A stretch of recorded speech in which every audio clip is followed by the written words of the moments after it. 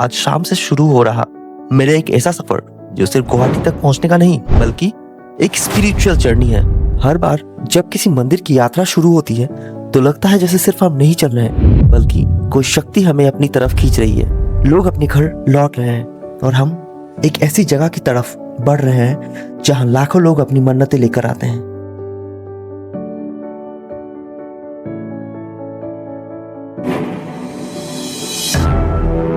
Indian railways की बात ही कुछ और होती है। यहाँ हर इंसान की अपनी एक कहानी होती है। कोई घर लौट रहा है, कोई सपने पूरे करने जा रहा है और हम मां कामाख्या के दर्शन के लिए सफर कर रहे हैं। ट्रेन चल पड़ी है, प्लेटफॉर्म पीछे छूट रहा है और सफर शुरू हो गया है। कहते हैं कि हर इंसान कामाख्या मंदिर नहीं पहुंच सकता, सिर्फ वही पहुंच सकता है जिसे मां कामाख्या खुद बुलाती है। और शायद इस साल वो बुलावा मुझे भी आ गया। एक सफर शुरू हुआ, सिर्फ गुवाहाटी का नहीं बल्कि एक स्पिरिचुअल जर्नी का। और हाँ, इस जर्नी में आप भी मेरे साथ चलने वाले हैं।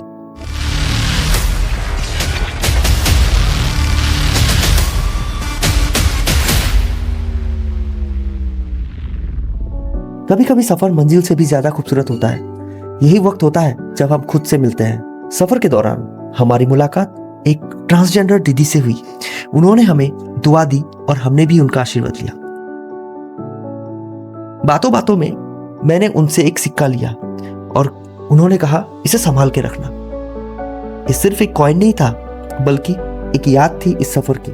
कभी कभी जिंदगी में छोटी मुलाकातें भी गहरा असर छोड़ जाती है। लाइफ में हम कुछ ना कुछ ढूंढ रहे होते हैं, कोई सक्सेस, कोई हैप्पीनेस और कोई सिर्फ थोड़ा सा सुकून। मैं भी शायद उसी सुकून की तलाश में निकल पड़ा हूँ।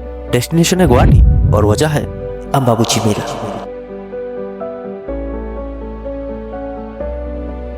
रात आधी बीत चुकी है लेकिन दिल में एक ही बात चल रही है, बस सुबह हो और मां कामाख्या के दर्शन हो। सुबह की पहली किरण के साथ असम की खूबसूरती नजर आने लगी है। पहाड़ियां, हरियाली और एक अलग ही एनर्जी। लग रहा है हम मंजिल के करीब हैं और फाइनली हम गुवाहाटी पहुंच चुके हैं। पूरा सफर यादगार रहा। एक टुक टुक, एक ट्रेन, कई अनजाने चेहरे और बहुत सारी यादें। सुबह के सिर्फ 6 बजे हैं लेकिन गुवाहाटी की सड़कें ऑलरेडी भक्तों से भर चुकी है। हर चेहरे पर एक उम्मीद है, हर कदम पर एक विश्वास है और हर दिल में मां का नाम। ये सिर्फ सीढ़ियां नहीं है, हर कदम एक प्रार्थना है, हर सांस एक मंत्र है और हर इंसान अपनी एक अलग कहानी लेकर यहाँ आया है। कहते हैं कि कामाख्या माता का दर्शन हर किसी को नसीब नहीं होता और जब मां का बुलावा आता है तो रास्ते अपने आप बन जाते हैं और हर इंसान अपनी एक अलग कहानी लेकर यहाँ आया है। कोई मन्नत मांगने, कोई शुक्रिया कहने और कोई सिर्फ मां को महसूस करने। बहुत लोग इसे सिर्फ एक मेला समझते हैं लेकिन अंबुबाची एक फेस्टिवल नहीं, एक आस्था है, एक शक्ति का उत्सव है। माना जाता है कि इन दिनों मां कामाख्या प्रकृति की जननी के रूप में अपनी वार्षिक राजस्वला अवस्था में होती है, इसलिए मंदिर कुछ दिन के लिए बंद रहता है और जब दरवाजे खुलते हैं तो लाखों लोग मां का आशीर्वाद लेने पहुंचते हैं।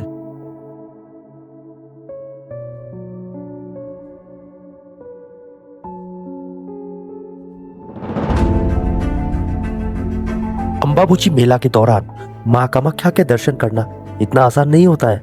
हर साल लाखों श्रद्धालु यहाँ आते हैं और भीड़ इतनी ज्यादा होती है कि कई बार गाड़ियां तो काफी पहले ही रोक दी जाती है।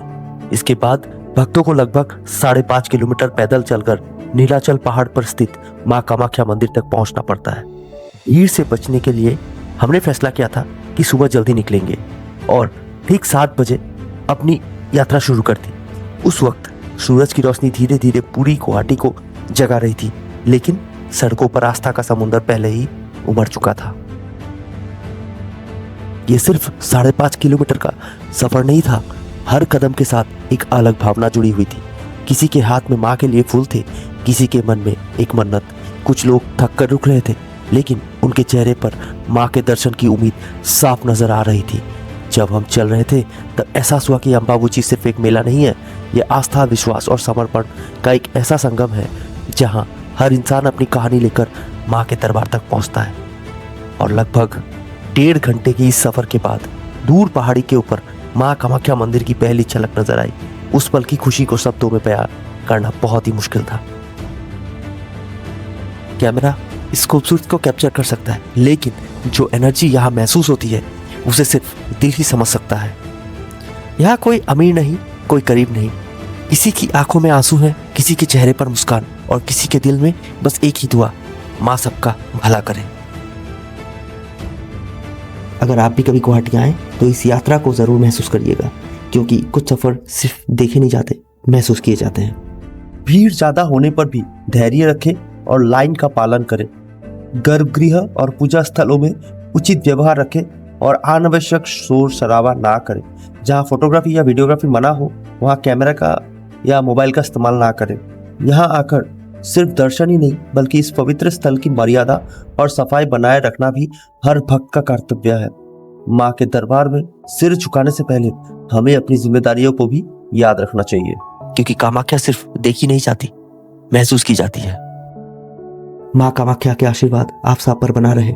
जय माँ कामाख्या।